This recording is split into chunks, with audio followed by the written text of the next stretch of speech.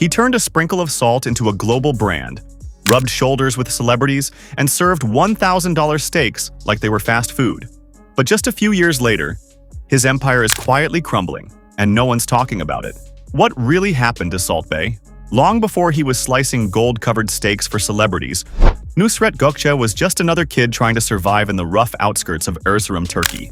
Born in 1983 to a poor mining family, he dropped out of school by the 6th grade, not because he wanted to, but because he had to. His family couldn't afford education, so he stepped into the only job he could find, apprentice at a local butcher shop. There, he learned to cut meat with precision, speed, and eventually, style. For over a decade, he worked behind the scenes, in the blood and bone of real butcher shops across Turkey and Argentina. He wasn't chasing fame. He was chasing a future. But all that changed with one carefully timed move. In January 2017, a short clip hit the internet. Nusret, dressed in a tight white tee and round sunglasses, finishing a steak with a dramatic flick of salt off his bent elbow.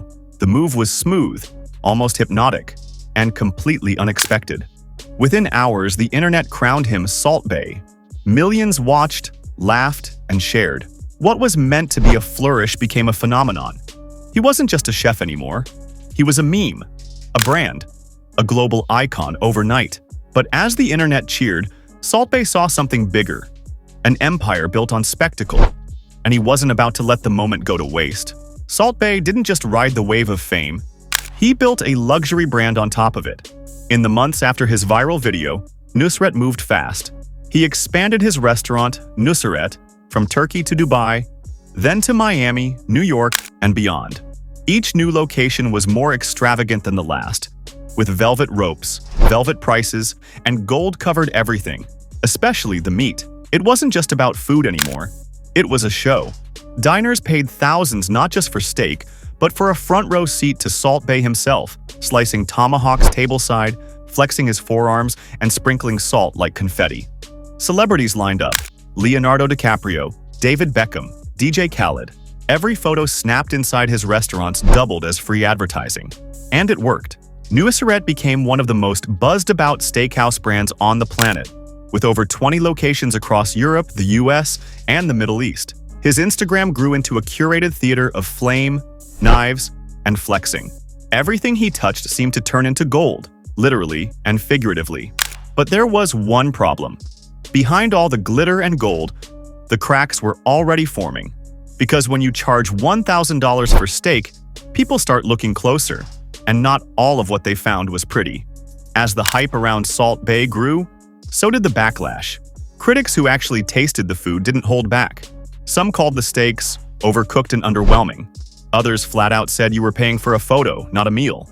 One New York critic dubbed him the public ripoff number. 1 star, after dropping hundreds on a meal that tasted like it came from a strip mall. Then came the infamous gold steak receipts. 680 pounds, 850 pounds, even 1,450 pounds.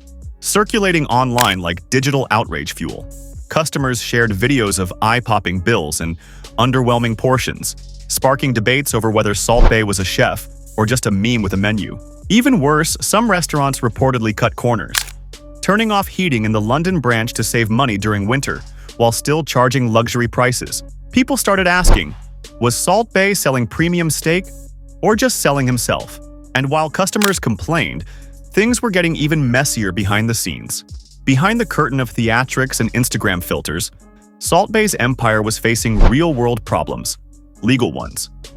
In the US, several former employees filed lawsuits accusing the company of tip skimming, unpaid overtime, and wage theft. Some cases ended in settlements, but the damage to the brand was already done. It didn't stop there. Contractors in Dallas sued over unpaid bills after building one of his restaurants. In Istanbul, a woman was seriously injured by a flame trick gone wrong. There was even a copyright lawsuit over artwork allegedly stolen and used for promotion without permission. One by one, the cracks widened. Former staff spoke out about toxic work environments and endless pressure to maintain the illusion of perfection. And when the magic slipped, the consequences were immediate. Bad press, social media backlash, and walkouts. But if the lawsuits weren't enough, Salt Bae's own behavior would soon drag his name into even deeper controversy. As the scandals piled up, Salt Bae's restaurants became more famous for their price tags than their plates. Social media was flooded with receipts showing mind-blowing totals. $1,200 for a steak, $50 for a Red Bull, $100 just to cut your meat tableside. Instead of drawing awe, it sparked outrage and memes. His own brand had become the punchline. What once felt exclusive started to feel exploitative. TikToks showed influencers going for the flex, not the food. Reviews turned sarcastic, then vicious. His London location, once booked weeks in advance, was soon struggling with empty tables. Even as headlines revealed it had lost over £4 million in a single year. The vibe had shifted. What was once luxury now felt like a scam. And the golden steaks that built his image, they were now just symbols of excess. And people weren't buying it anymore. But if overpriced food was bad press, Salt Bae's next move triggered full-on embarrassment on the world stage. In 2022, Salt Bae pulled one of his most public stunts yet. At the FIFA World Cup final, after Argentina's victory, he somehow made it past security and onto the field. Cameras caught him grabbing the trophy, interrupting player celebrations, and even pestering Messi for a photo. The backlash was instant. FIFA launched an investigation. Players looked visibly annoyed, and social media roasted him for what it was: clout chasing on sacred turf. Then, in 2025, it got worse.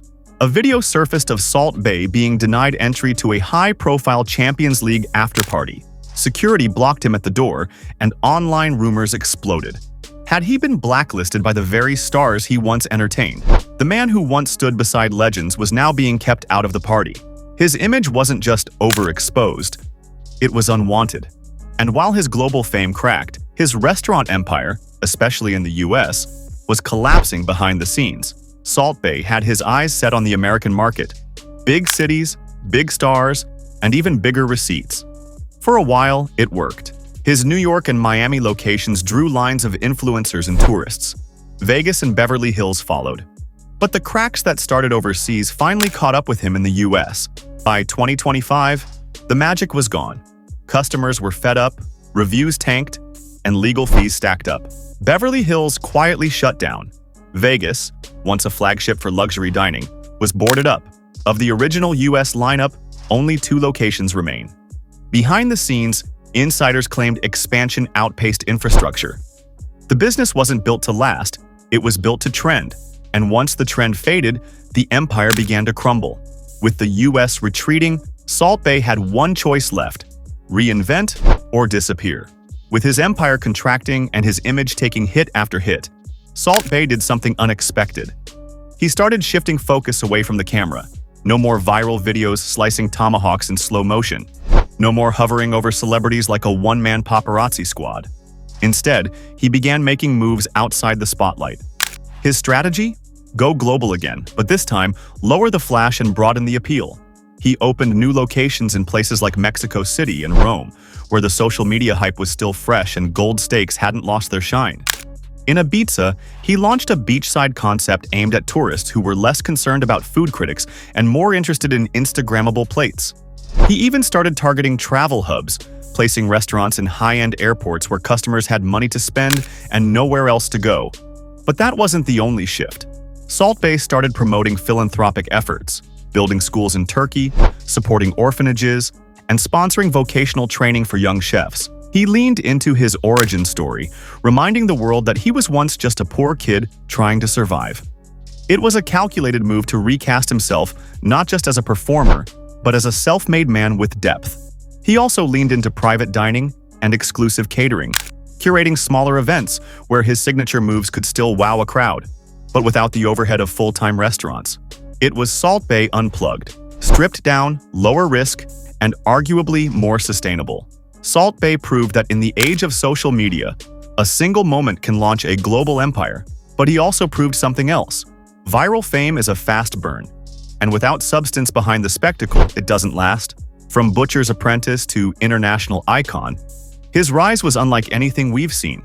But his fall? That might be even more important. It's a reminder that flash fades, hype dies, and no amount of salt can cover up a shaky foundation. Salt Bae wanted to be a legend, and maybe for a moment, he was. But when the glitter settles, the only question left is, what's really left behind?